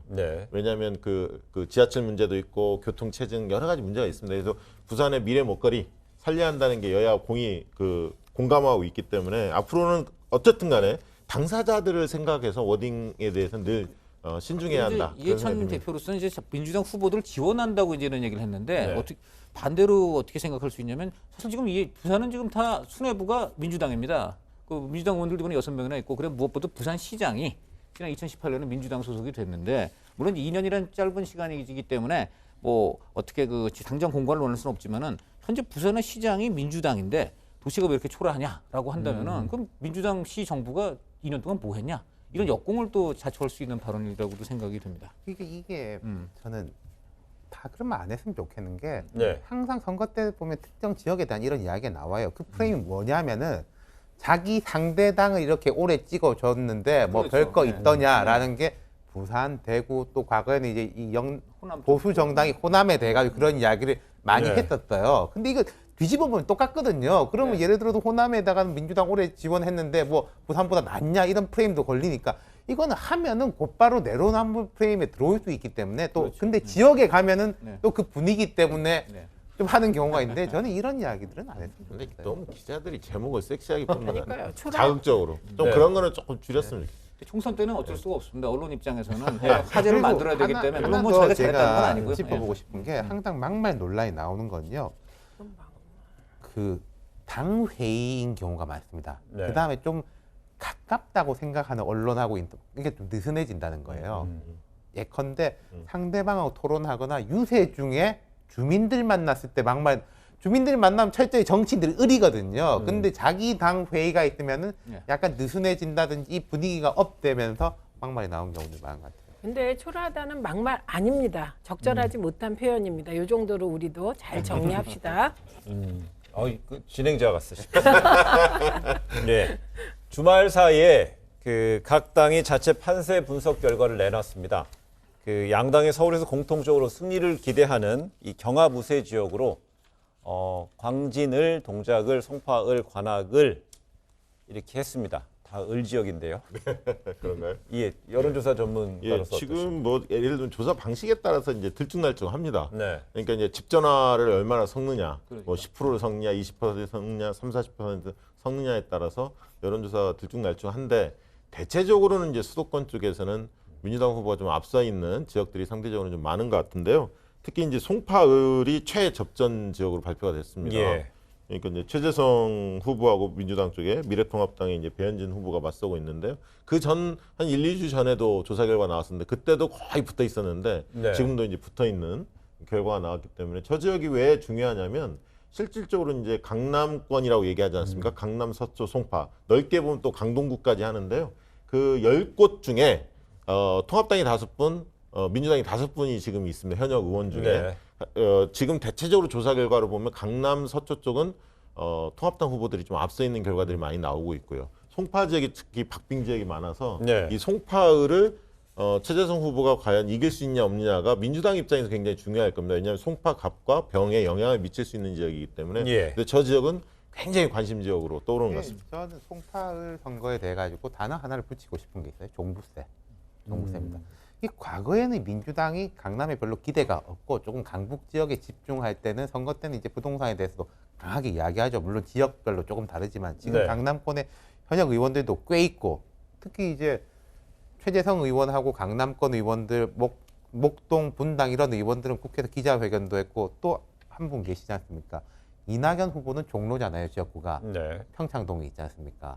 그래서 관훈 토론, 방송기자 클럽 토론인가요? 거기서 이제 종부세에 대해서 조금 완화, 물론 1가구 1주택에 한한 것입니다만 그런 이야기를 했는데 그 지역 유권자들이 볼 때 이 사람들을 찍어주면 그렇게 갈 수 있을 거다라고 볼 것이냐 아니면은 현 정부의 기조가 확고한데 괜히 선거 앞두고 이렇게 이야기하는 거다라고 판단할 것이냐 거기에 좀 전 많이 엇갈릴 것 같아요. 그 판단을 다 해가지고. 근데 이런 거 하면 또 더불어민주당에서는 좀 전에 송파을도 그렇고요. 또 광진을도 핵심으로 분류하고 있잖아요. 그럼 만약에 송파을 같은 경우는 송파 갑과 병까지 파장이 있다는 것이고 강남권에 파장이 있다면 광진을은 그러면 어디에 파장 효과를 기대하는 거죠? 이거는 뭐 그 자체로 그 전체 판세에 큰 영향, 수도권 전체, 서울 전체에 다 파장을 미칠 수가 있죠. 왜냐하면 고민정이라는 후보는 바로 얼마 전까지 대통령의 입이었지 않습니까? 더군다나 이 민주당 입장에서는 정치는 초년병인데 야심차게 그것도 전직 서울시장이고 지금 대권을 바라보고 있는 오세훈 후보한테 오세훈 후보가 뛰고 있는 곳에다가 전략 공천을 했단 말이에요. 굉장히 이제 도박 성격도 강한데 그만큼 이제 어떻게 보면 불을 질러보고 싶었던 것이죠. 그런데 실제로 이제 저 작전에 일단 초반에 성공해서 지금 뭐 어떤 여론조사들은 앞서는 것도 많이 나오고 있기 때문에 일단 이 자체로 지금 민주당으로서는 어떤 선점 효과를 누리고 있는 것입니다. 그렇기 때문에 저는 이곳에서 만약에 이제 정말 정치 초년병이 서울시장 출신의 대권 후보를 누른다면은 그 자체가 아마 이번 선거에서 갖는 상징성이 굉장히 크다 이렇게 보입니다. 이 두 후보가 붙는 곳의 이야기를 들어보면요, 그 캠프 자체가 거의 대선 캠프예요. 그렇겠죠. 지금 자원봉사자들이 어마어마합니다. 양쪽 캠프다. 그래서 불꽃이 튀기고 있고요. 토론 과정도 지켜봤더니 굉장히 예를 들면 초선 의원도 아닌데 신인인데 고민정 후보도 굉장히 날카롭더라고요. 오세훈 후보는 노련하고. 네. 그래서 이제 불꽃이 튀기는 걸 봤는데 아무튼 이쪽에 승기를 잡은 사람이 여기도 마찬가지 광진갑, 그다음에 중구 성동까지도 영향을 미칠 수 있기 때문에 상당히 중요한 이 지역구가 왜 얼마나 중요하냐면 바로 어떻게 보면 김정은 추종한다는 대진년 학생들이 노골적으로 이 오세훈 후보에 가서 막 선거 방해를 하는 일도 있었는데 그 단체의 성격을 보면은 그 단체는 나름대로 이제 총선을 맞아서 전력을 효과적으로 투입해야 됩니다. 그런데 이제 찍은 곳이 결국 거기라고 봐야 되죠. 거기하고 동작갑에 나오고 이런 쪽에 이제 하고 동작 쪽에 나오고 있는데 이것만 봐도 이 광진을이란 곳이 굉장히 그 좌우 진영 모두에서 관심을 크게 받고 있는 곳이다. 이것만큼은 분명한 것 같아요. 대진년이라는 곳은 사실은 굳이 분류하자면 정의당 쪽에 가깝죠. 굳이 그러니까 민중당, 그러니까 굳이 분류하자면, 그러니까 민주당 후보를 지지하거나 이런 건 아니고, 뭐 예를 들면 오세훈 후보에 대한 문제 제기를 할 것 같습니다. 근데 그 부분이 그렇게 큰 변수라고는 안 보이는데 어쨌든 이 지역은 기싸움이 집중되는 지역입니다. 저희 동네 TV 토론은 안 봐도 여기는 찾아서 봤거든요. 재밌더라고요. 두 분 다 이제 비주얼도 좋고 또 언변도 좋으니까 이런 걸 느꼈어요. 토론에서는 역시 이제 오세훈 후보의 노련미하고 좀 컨텐츠가 앞서죠. 토론에서는 오세훈이 앞선다라고 생각했는데 중요한 거는 사람들이 기대치가 있지 않습니까? 오세훈, 저는 이런 느낌이었어요. 오세훈에 대한 기대치가 이만큼이라면은 이 기대치만큼 하는구나. 근데 사실은 고민정이라는 이 신에 대해서는 뭐 이 정도 하겠지 싶었는데 보니까 이것보다는 나은데 그 기대치를 넘어서는 상대평가에서 좀 떨어진다고 하더라도 그러니까 각각의 지지층이 볼 때는 서로 우리 편 잘한다라고 할 만큼 한 것 같아요. 이게 유세장에 가보면 그게 느낌이 있는데 한번 가보시면 좋은데요. 앵커께서도 두 캠프 다 굉장히 많은 주민들이 몰려듭니다. 유세하면. 근데 이제 아이돌 스타 같은 느낌이에요. 고민정 후보도 막 사진 찍자고 줄 서 있고요. 그래서 이제 그런 지역이 별로 없거든요. 지금 선거구가.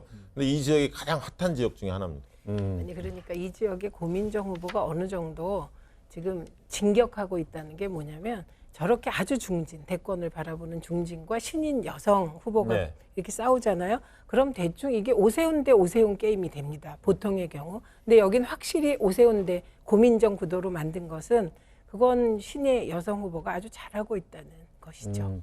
또 그래서 이제 오세훈 후보는 애초에는 뭐 고민정 전 대변인이랑 그 경쟁이 됐을 때는 뭐 승리해도 일부 그러죠. 승리해도 본전이야 이런 얘기 있는데 실제로 전국적인 이런 관심도가 높아진다면은요.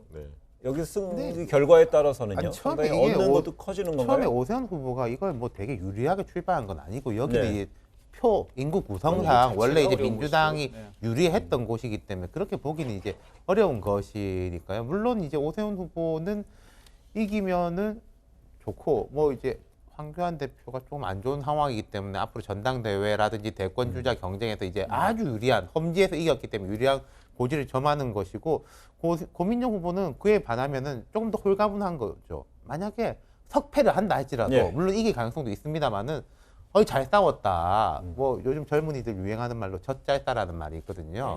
그렇게 되는 거죠. 그럼 또 앞으로 정치적인 하나만 얘기하면요. 이게 만약에 고민정 후보 안 나오고 추미애와 오세훈의 대결 원래대로 됐다면 변화의 어떤 키워드의 중심은 오세훈이었어요.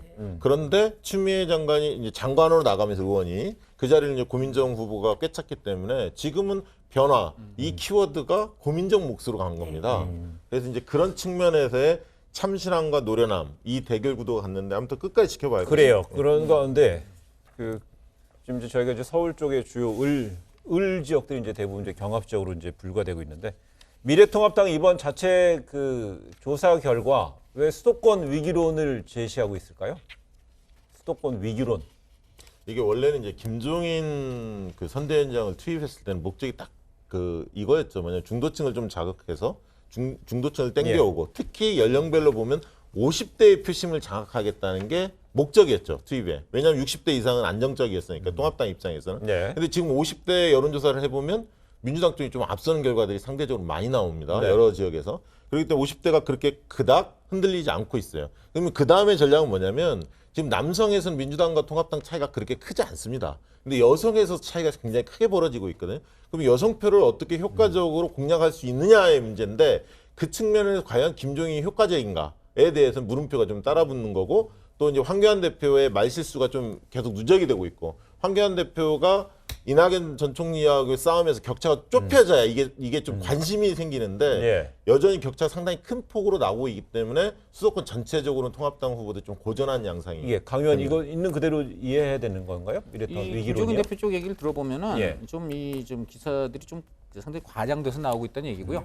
직접 그 측근한 얘기를 들었더니 당장 이제 그 오늘 아침 모 조간신문에는 그 이진복 선대위 대책본부장이죠. 예, 그 이진복 본부장 등이 이제 그 지금 수도권이 심상치가 않다, 안 좋다 이런 내용을 김종인 대표한테 보고를 했다, 위원장한테 보고를 했다 이렇게 해서 이제 기사가 나갔는데 그렇지 않다는 것입니다. 그런 거를 지금 이진복 본부장이 이제 좀 그 자료를 수집한 거는 맞는데 김종인 본부장 그거 안 됐다, 볼 거 없다 그래 이렇게 해서 지금 일축을 했다는 것이에요. 그래서 그 기사 자체가 지금 좀 사실관계 맞지 않는다고 하면서 쉽게 말하면 제가 말하고 말씀하세요. 그래서 무슨 얘기냐면 죄송합니다. 왜냐하면 그 얘기 전해드리니까. 그래서 김종인 위원장은 지금 현재 여론조사는 굉장히 그 사실하고는 좀 다른 것으로 나올 가능성이 높다고 보고 있고 그래서 지금 본인은 하여간 지금 수도권에 이제 내일부터 기자회견을 기점으로 해서 3일 동안 아주 전력 지금 유세를 할 계획입니다. 그리고 이와 관련해서 지금 제일 중요한 거는 현재 여론조사는 자체 판단으로는 상당 부분 지역에서 이제 그 야당과 여당이 근접해서 박빙 싸움으로 전개되고 있지 어느 한쪽이 원사이드로 이기고 있는 것이 아니기 때문에 충분히 그 이제 박빙 지역에서 그 통합당 우세로 바꿀 수 있다. 이렇게 지금 김종인 대표 쪽은 보고 있다는 것이 측근들의 전언입니다. 지금 이 측근들의 전언을 전하시는 과정에서 워딩이 나온 것이 실제로 자료를 보고했는데 그 자료가 틀리다. 내가 물론 그렇지 않다. 이거 옛날식이에요.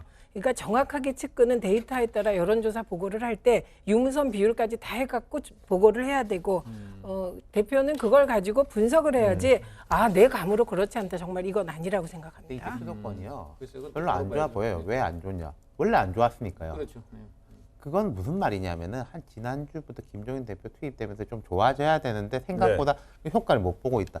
그것은 아까 이제 박시영 대표님이 미시적으로 분석해 주셨지만 저는 제일 크게 보는 게 대통령 지지율 하고 코로나19를 계속 못 뚫고 나간다. 다른 것들이 좋은 거든 나쁜 거든 못 뚫고 나가는 것 때문에 이제 통합당이 어려움을 겪고 있는 것 같은데 근데 어쨌든 금주 들어와가지고는요. 코로나19 말고 정치에 대한 여러 가지 이야기들이 좀씩 되고 있는 것 같긴 해요. 선거가 워낙에 앞으로 다가오니까. 네.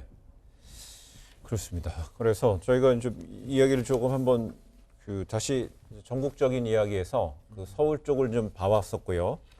그 여야 후보 토론회가 좀 있었는데요. 어제였죠. 종로 출마한 더불어민주당 이낙연 후보하고 미래통합당 황교안 후보 간의 첫 TV 토론이 열렸는데 지역구 이슈를 넘어서 코로나19 대응 그리고 또 뭐 경제 정책, 안보 역시 대선 전초전 다웠었나요? 뭐 그래봤자 대선이 아닌데 왜 자꾸 대선 전초전처럼 하는지 전 알 길이 없는데 중요한 것은 저는 미래통합당의 황교안 대표가 코로나19를 가지고 문재인 정부가 대응을 잘못했다고 하면서 드는 논리가 참 군색하다고 생각합니다. 진보는 잘했고 의사들은 잘하고 국민은 잘하는데 문재인 정부는 못한다. 이거는 마치 우리 그 강 위원이 토론 잘하는데 강찬호는 못하는데 강찬호 입이 잘한다. 이거랑 같기 때문에 그거는 좀 안 하셔야 될 것 같다. 그래서 코로나19가 현재는 이슈가 되면 될수록 문재인 정부에겐 유리하지 않을까. 그래서 좀 인정할 건 인정해야 되지 않을까 합니다. 어제 그 토론을 보면서 이런 느낌이 들었어요. 코로나19 이야기가 나오면은 이낙연 후보는 반겨요. 근데 예컨대 제가 볼 때는 야당이 써먹을 수 있는 것들은 조국 전 장관 이런 이야기가 나오면은 좀 뭐 양비 양시론, 뭐 황희정승 말씀 딴 이야기 하려고 그러고 무슨 매뉴얼도 있더라고요. 보도를 보니까 그러면은 제가 볼 때는 통합당 입장에서는 먹히는 걸 자꾸 해야 되는데 별로 안 먹히는 걸 왜 할까 그런 느낌이 들었어요. 결국 뭐 토론 TV 토론 나가는데 매뉴얼까지 있다는 것은 매뉴얼 싸움에서 뭐 선점을 해야 되는 거 아닌가요? 언론에 보도가 됐지 않습니까? 그러니까 조국은 나오면 무조건 피하고 뭐 거기에 대해서는 우리도 이제 여러 가지 좀 반성하는 점이 있다 이 정도로 피하면서 방역에 대해서는 적극 홍보를 하고 뭐 하여간 굉장히 자세하게 민주당의 경우는 매뉴얼이 있습니다. 근데 통합당은 그런 매뉴얼이 있는지가 좀 의심스럽고 지금 준비가 좀 제대로 안 된 것 같고 그러니까 지금 사실 코로나 같은 부분은 지금 좀 전에 뭐 최 의원께서 잘 지적하신 것 같은데 사실 황교안 대표는 그걸 지적하는 게 맞는 것 같아요. 그거 자꾸 무슨 미국, 이태리 이런 데하고 비교하는데 지금 대만은 확진자가 4월 1일 기준으로 뭐 수백 명밖에 안 되고 그다음에 그 사망자는 5명, 홍콩도 4명, 싱가포르 3명. 그렇게 지금 그런 정말 우등생들하고 비교를 해야지 지금 빵점 맞은 학생들하고 한국이 비교하면서 잘했다는 거는 지금 저렇게 코로나 오래 갖고 마스크 쓰고 고통받는 국민들한테 예의가 아니다. 이런 식으로 갈 수도 있는데 이렇게 해도 안 된다. 아니, 그러니까 그런 그렇죠? 부분을 충분히 지적할 수 있는데 네네. 국민들이 볼 때는 이제 예를 들면 아시아권 얘기하면 일본을 계속 염두에 두고 있어요. 근데 그러니까 일본이 그 동안에는 이제 발언지고요. 소극적으로 하지 않았습니까? 네. 그 확진자 진단 자체를 그러다가 이제 지금 뜨거워하는 입장이거든요. 이제 네. 그런 걸 보면서 야 우리가 적극적으로 대처하는 것이 뭐 아까 이제 대만하고 비교할 수는 있겠지만 그렇죠. 국민적 시각으로는 대만은, 일본하고 미국, 유럽을 좀 염두에 두는 것 같아요. 예, 그렇습니다. 안 하는 게 좋다. 저희가 잠시 호남 지역 여론 한번 좀 살펴보겠습니다. 이 민생당 현역 의원들이 대체적으로 조사에서 보면은요, 호남 지역의 언론들이 그 연합해서 같이 함께 여론조사한 결과를 보게 되면 민생당 현역 의원들이 수치가 좀 다 낮게 나오는 것 같아요. 대체적으로 다 예. 고전하고 있고요. 예. 지금 이제 호남 쪽에서 접전이 되는 지역들은 그렇게 많지는 않습니다. 예를 들면 지금 화면에 보시지만 광주, 서울 같은 경우도 양행자 후보 크게 앞서 있죠. 네. 그리고 이제 김성주, 정동영, 예, 전주, 병이죠. 여기서도 김성주 후보 상당히 앞서 있습니다. 네. 그다음에 이제 김원희, 박지원, 윤소아, 전남 목포죠. 거기도 보시면은 김원희 후보가 박지원 후보에 비해서 한 발 앞서 있는 조사 결과 나오고 있고요. 정읍 고창 같은 경우도 윤준병, 유성엽 이 두 분이 붙었는데요. 윤준병 후보가 한 2배 정도를 앞서고 있습니다. 그래서 대체적으로 보면 호남 쪽에서는 민주당이 상당히 독주 체제를 굳히고 있는데 다만 이제 접전이 되는 지역이 몇 개 있습니다. 네. 군산이라든가요. 남원 쪽에 이용호 후보라든가 이강래 후보. 그다음에 이제 그 광주 같은 경우 김경지 북구 갑이죠. 네. 조섭 후보하고 그다음에 이제 목포 나왔고 순천에는 이제 노광규 후보 전 시장이 이제 무소속 나왔기 때문에 소병철 후보하고 경합이 되고 이런 몇 개 지역은 경합이 되고 있고요. 네. 대여섯 개 지역 정도가 경합이 되고 있고 나머지 지역은 민주당 쪽이 좀 우세한 것 같습니다. 대표님께서 말씀해 주셨지만은 그 경합 지역에 공통점이 있어요. 거의 민생당이 아니라 무소속입니다. 그것은 이 민생당이라는 브랜드가 별로 매력적이지 못하다. 무소속이라고 하는 것은 그러니까 물론 민생당 의원들 중에 상당수의 마케팅도 뭐 민주당하고 통합시키겠습니다. 뭐 네. 문재인 정부 성공하고 이제 뭐 이낙연 대통령 만들겠습니다. 이런 마케팅인데 그 부분에서는 무소속이 훨씬 부담이 덜한 거예요. 유권자들이 볼 때 무소속은 저 사람은 이기면은 민주당에서 받아줄 것도 같은데 그러면 네. 인물로만 보자. 이렇게 될 건데 민생당은 좀 밑보인 거 아닐까 이런 근데 식의 그게 인식이 아니라 있는 거죠. 저는 그 기준이 다른 게 아니라 다선이냐 아니냐. 네. 그다음에 어느 정도까지 있죠. 그게 가능하죠. 무소속. 예를 들면 이 중에 한 5선 정도 한 의원이 지금 나는 무소속으로 나가서 당선돼서 민주당 가겠다. 그래도 표 안 갈 것 같아요. 그래서 인물에 대한 피로감이 핵심이라고 봅니다. 좋은 지적이 제가 직접 그 관계자들한테 들어보니까 이 올드보이로도 지금 문제인데 세임 올드보이다. 그러니까 지금 손정배, 박지원, 뭐 유성엽, 정동영 정말 언제적 분들이 이렇게 계속 나오냐. 이 피로감이 상당하다는 거고 이분들이 지금 어떤 의미에서는 민주당 개혁하겠다는 이제 반문, 친문 패권주의를 심판하고 나오신 분들이 지금 다시 호남을 개혁하고 또 뭐 여러분 우리 문재인 정부 밀어줄 테니까 찍어주십시오. 이런 마케팅에 다시 돌입을 한 거는 아까 말한 대로 내가 나이도 많고 선수도 많은데 이제는 남은 거는 문재인밖에 기댈 게 없구나. 이런 식으로 다시 돌아가 보는 것이기 때문에 이것이 그 유권자의 염증이 극에 달했다. 저는 이렇게 문재인도 아니고 네. 이낙연이죠. 저는 이낙연 그 이낙연 이제 선대위원장이죠. 네. 생각이 조금 궁금해요. 아니 여러분들이 저렇게 하는 게 좋을까? 아니, 목포가 네. 그 이슈가 떠올랐어요. 뭐냐면 박지원 후보께서 네. 호남 출신 대통령 만들겠다 이렇게 네. 얘기하시면서 김원희 민주당 후보가 박원순 정무부 시장을 했었거든요. 그러니까 저 사람은 민주당 후보는 박원순 대통령 만들려고 온 거고 나는 호남 대통령 만들려고. 거기서 말하는 호남 대통령은 이낙연 전 총리를 사실 염두에 두고 얘기한 거예요. 이미 제가 이름만 되면 누구나 아실 동교동계 주요 인사인데 그분한테 직접 들었어요. 지금 이낙연 캠프 쪽에서 여러 번 연락이 오고 다 이렇게 이제 나중에 다시 이제 다 만나서 우리가 결집을 하자. 이런 얘기들이 오가고 있답니다. 실제로. 그러니까 권노가 뭐 이런 정대철 이런 분들이 네. 입당 선언 아니고 복귀하겠다는 선언을 했어요. 민주당이 네. 복당하겠다. 복당 선언이 아니라 총선 이후 복당. 저는 잘 모르겠어요. 민주당 위원장 입장에서 민주당에서는 공식적으로 아마 그 부분에 대해서 받아들일 생각이 없는 것으로. 그게 왜냐하면 그 전당원 투표해야 될 겁니다. 아마 민주당은. 좀 이제 얘기하신 벌써 언제적 권노가 의원이고 네, 또 그 한화가 안 의원이고 양갑이고 그래서 그게 갑자기 안 받으면 야박하다 오래 소리 갔어요. 근데 멀리 갔어요. 이낙연 지금 전 총리 입장에서는 그분들도 중요한 분들이죠. 그래서 그 아니, 선거 전략상 그렇지 않은 지금 지금 끝나고 이제 이야기 끝나면은 정통 이야기 예, 뭐 호남에 대해서 하는 거 아닐까요? 네. 알겠. 그 정도 이해하겠습니다. 네. 네, 선거일 6일부터 여론조사 공표가 금지되죠. 근데 네, 이른바 그렇습니다. 블랙아웃 기간이라고 하는데 중앙선관위 그 조사에 따르니까는요. 과거 투표 참여 유권자의 47%가 이 투표일 일주일 전 기간에 그 안에 지지 후보 결정한 것으로 나타났다고 그래요. 아니 그거는요 조사할 때마다 다 다른데. 예, 그래 대체적으로는요. 대개는 30일 전쯤에 한 30~40%가 남아 있습니다. 예. 유보층이. 그러다 이제 투표 기간이 13일간이지 않습니까? 그때 들어가면 한 20%로 부동층이 사실은 줄어들어요. 이게 네. 전체를 대상으로 하는 거고 적극 투표층, 실제로 투표할 사람들은 1~20%가 지금 남아 있습니다. 부동층에. 그렇게 보셔야지 전체 대상으로 하는 건 의미가 없습니다. 바로 10개월 전에 창원 성산 재보선에서 무려 24%나 현재 여당 쪽이 이기는 걸로 나왔는데 뒤집어 보니까는 24% 그대로 다 야당이 따로 잡았거든요. 네. 24%까지도 지금 얼마든지 차이가 날 수 있다는 거고. 그리고 주요하게 판단 유보층이 누구냐? 계층별로 보면 20대, 30대 제일 많습니다. 앞으로 그럼 8일 동안 어떤 변수들이 그 표심에 가장 직접적으로 작용할까요? 예, 어느 분? 마지막에 결정 짓는 건요. 누구를 좋아하는 감정보다 싫어하는 감정이 훨씬 더 큽니다. 네. 때려주고 싶다. 뭐 예를 들어서 두 가지가 다 방향이 있을 수 있죠.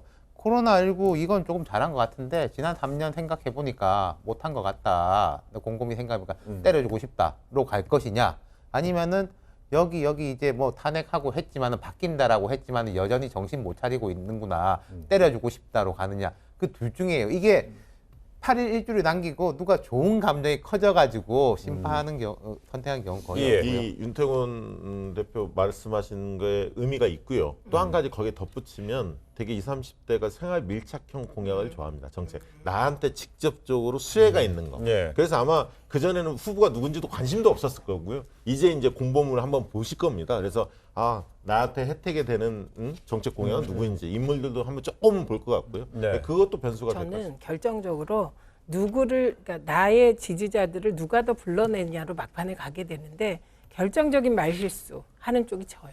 네. 그리고 교만하게 보이는 쪽이 질 것 같습니다. 그리고 옛날 같으면 이럴 때 이제 공작이 나올 수도 있는 상황이죠. 그러나 그런 공작이 지금 통할까? 이건 좀 회의적입니다. 거의 선거 막판에 나오는 이런 대형 이슈는 별로 안 통합니다. 예. 저런 빠지셨는데 저도 윤태권 실장 말에 동의합니다. 결국은 어느 심판 선거가 될 것 같아요. 그러니까는 정말 정권을 싫어하는 사람은 정권, 여당 심판 선거가 되고 그다음에 야당을 싫어하는 사람은 야당이 싫어서 여당을 찍는 이제 이런 그 결과가 이번에 뭐 여당 자체를 좋아할 수도 있겠지만 이런 결과가 이번에 저는 충분히 나올 수 있다고 봅니다. 예. 이번 이제 4월 10일, 오는 이제 10일하고 11일 이번 주 금요일과 토요일 이틀에 걸쳐서 사전 투표가 진행이 됩니다. 최근 선거에서 사전 투표율 높으면 최종 투표율도 높은 경향 보였잖아요. 네. 코로나19 변수 속에서도 투표 의향자들이 지금 높게 나온 여론조사도 있었기 때문에 이 사전 투표에서도 또 표심이 또 어떻게 작용할지도 좀 주목이 되는 것 같아요. 그렇습니다. 사전투표 의향을 조사를 해보면 재밌는 현상이 민주당 지지층들은 사전투표에 대해서 적극적입니다. 한 30%가 조사가 되고요. 예. 그다음에 이제 미래통합당 쪽에서는 10% 중반대가 나옵니다. 그러니까 미래통합당 지지층은 본투표 쪽에 조금 더 무게를 두고 있고 이게 좀 다릅니다. 그래서 사전투표 때 어떤 계층이 많이 왔다라고 해서 투표 결과가 이럴 것이다 예측하는 건 굉장히 금물이다. 그렇죠. 다르다는 걸 말씀드리고 싶고요. 근데 이번에 사전투표율도 굉장히 높을 것 같습니다. 제가 볼 때는 전체 투표율이 지난 총선 4년 전 58%하고 거의 유사할 가능성이 있기 때문에 사전투표율은 지난 지방선거 때 20%였거든요. 네. 거기 그 정도는 나올 것 같다. 재미있는 게 여론조사가 대부분 다 이제 정확도 논란이 굉장히 많은데 이 선관위가 이번에 투표하실 거냐 마냐 묻는 여론조사는 정확도가 굉장히 높아요.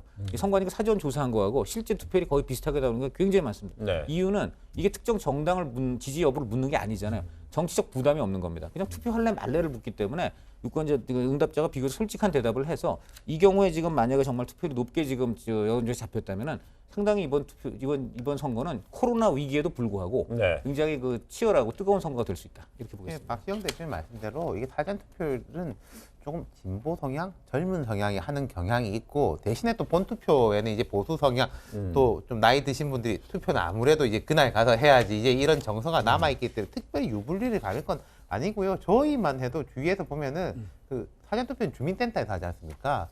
주민센터 가까이 사시는 분들은 사전투표 하는 비율이 높고 조금 떨어진 사람들은 그렇죠. 못하고 그러더라고요. 이번에 그러니까 반응은 사전투표에 대해서 민주당 쪽 지지자들이 좀 높겠지만 별 차이 없을 거라고 보는 게 과거에 사전투표하고 투표 당일날은 휴일이니까 어디 가자였는데 지금 코로나19로 어디 가자가 좀 덜해졌거든요. 네.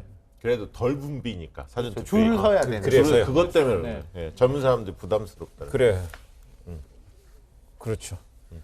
어제 전국적으로 투표용지 인쇄가 시작됐습니다. 48cm가 넘는 역대 가장 긴 투표 용지라고 합니다. 전자개표기 상당히 어렵다고 그래서 이렇게 되면은 그 우리 유권자 시민들이 국민들이 그 투표 결과를 알 수 있는 최종 확정되는 걸 알 수 있는 시간이 좀 늦춰지는 건가요? 그건 당연합니다. 예. 예를 들면 그 수개표를 비례투표는 수개표를 하고 전자개표를 나머지 지역구는 하더라도 이게 거리두기를 약간 하고 있어요. 개표 참관인들이 이렇게 좀 떨어져 있습니다. 그래서 아무래도 그 시간도 조금 더 걸릴 겁니다. 그러니까 예를 들면 새벽 한 2-3시쯤이면 경합지들이 당당히 나왔는데 4시, 5시 돼서 나올 수도 있습니다. 조금 늦춰질 것 같고요. 비례투표 결과는 오후에 돼야 그 다음날 오후에 돼야 정확히 나올 것입니다. 다음날. 어쨌든 연동형 비례대표제가 갖고 온 어떻게 보면 웃지 못할 해프닝이 바로 이 긴 투표용지가 있습니다. 굉장히 많은 13cm 길이죠. 13cm. 그 전에 32cm였어요. 그래서 의외죠 이것도. 생각보다 뭐 수개표가 나쁘다고 볼 필요는 없습니다. 좀 늦게 개표되면 어떻습니까? 정확하게만 되면 되는 거죠. 우리 국민들은 워낙 좀 빨리 결과를 알고 싶어하는 성향이 좀 있어서 말이죠. 그리고 또 그 다음날 또 일정 준비하셔야 되니까요. 월드컵 때처럼 새벽까지 보시고 또 힘드시니까요. 그래 알겠습니다. 오늘 네 분하고 얘기 나눈 건 여기까지 좀 해보겠습니다. 저희 그 코로나 특집 19 비상 특집 전용의 뉴스 오늘 여기까지 하겠습니다. 저희는 내일 오후 1시 55분에 찾아뵙겠습니다. 시청해주신 여러분 고맙습니다. 예.